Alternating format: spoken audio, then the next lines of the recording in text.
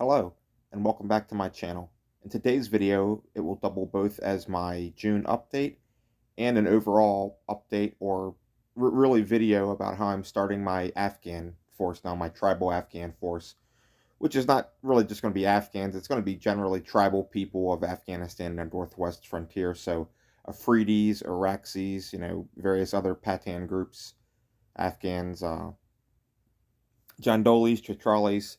There are many groups, but I've started my army and actually got done 3 sections, the 36 figures painted completely, and I got that done in 22 days, and so I'm very happy with the progress. I have 64 to go.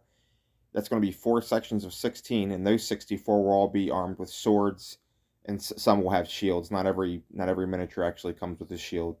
Um, and these Afghans, a user on the Let Adventure forum said of these Afghans, and I think they're sculpted by Mike Owen, this artisan Northwest Frontier line, that the figures paint themselves, and they really almost do. I mean, they're a joy to paint. They're easy to paint, and it's for me coming off doing those sections of the British Indian Army. These painted up so much. It was just a lot of fun because I could add color. Now, this force that I'm doing, I'm actually basing it off of Umra Khan's force that fought in the Siege of Chitral in 1895. It's not an exact copy of that force, but there's a lot of good information on the composition of his force. And it was, anywhere from 2,000 to 6,000 men on in any given day of the siege. About half were armed with firearms, and the other half just had swords and shields, or some even just had rocks. They had no artillery. I believe they did have some mounted personnel, but not a lot. And so I'm actually doing that army based off Umar Khan's force, and in the painting too.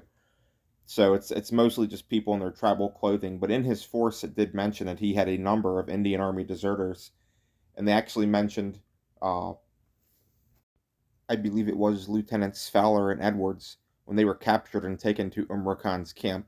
They mentioned seeing uniforms of at least 6 Indian Army regiments, and one of the deserters who negotiated with the besieged troops in Chitral, in the Chitral fortress, was actually a deserter from the 5th Punjabis.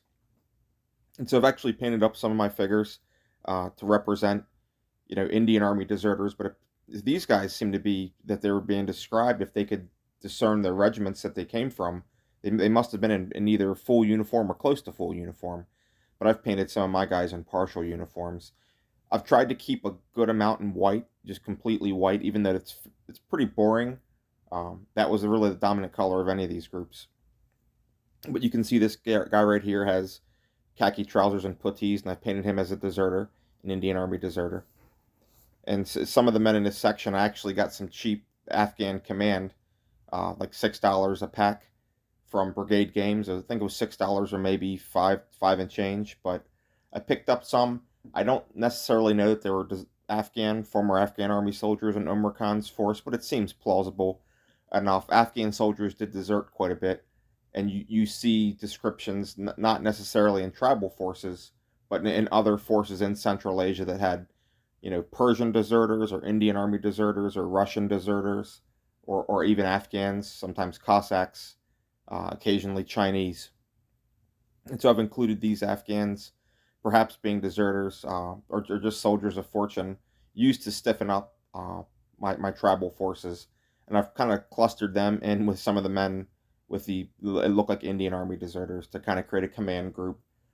And Omar Khan did have Afghans in his force. I'm not sure if they were former Afghan Army, but he did have Afghans, and he had former Indian Army soldiers as well in his Jandoli force. And the force I'm painting is going to work out pretty good since I'm basing it off Umar Khan's force, because I'm going to have 4 sections of 16 men each armed with swords, and some will have shields, not that it matters for gameplay purposes, and then 3 sections that's going to comprise 36 men with long guns. And so that's going to really be the more than half of the men who were armed who did not have firearms at all. No cavalry in this 24-point field force, no artillery, but it's going to have 100 infantry. It's really going to be impressive visually. I don't know if they'll actually play good, but they ought to play okay. I like painting these bright colors. Now, these artisan miniatures, they're great. They paint really well. The weapons are pretty good. They're not typically styled as Afghan as I think they maybe should be, but they're fine. The swords are mostly of like a Persian like Shamshir style. They don't really have the Indian Tulwar handguard or the Afghan Pulwar handguard. But that's fine. I mean, you do see Shamshir type swords in Afghanistan, either imported or just made there. They were making other styles, not just the local styles. The long guns are a bit interesting. Some do clearly have a Jazale style. Others are styled as Indian Tordars, so they have a very straight stock. They're matchlocks. There were certainly Tordars in Afghanistan and Waziristan on the Samana Ridge area. A lot were being made in the Sindh, and they would be traded and imported up, and they made it up past Afghanistan. You find them in Bukhara and places like that where you're going to find these muskets from the Sindh, these Sindhi muskets, Tordars. Yeah, a couple of those guys you just saw had what looked like, British muskets, or they could have been company muskets. They didn't have bands on the barrel bands on the stocks. They were probably keyed muskets, and you're going to see the guy in the tan shirt. His musket is a keyed type musket, and so it could have been an East India Company arm or a British arm, either flintlock or percussion. But the locks look more percussion to me. So and both percussion arms. They had them as East India Company arms and British Army weapons. There are also a number of what looks to be flintlock or percussion, standard muskets with some of these figures, and they could be any type of just European musket that would be traded in. They don't necessarily look like they're of Indian manufacture or Afghan manufacture, and so I think that's actually pretty cool. The miniatures are not too heavily equipped, though some do have Kyber knives tucked into their belts. Some have pouches. They have some cross straps here and there, and I'm happy with that. The lighter equipment is nice for me. And here's an Indian Tordar, the type that you would see made from southern India, made in the Sindh.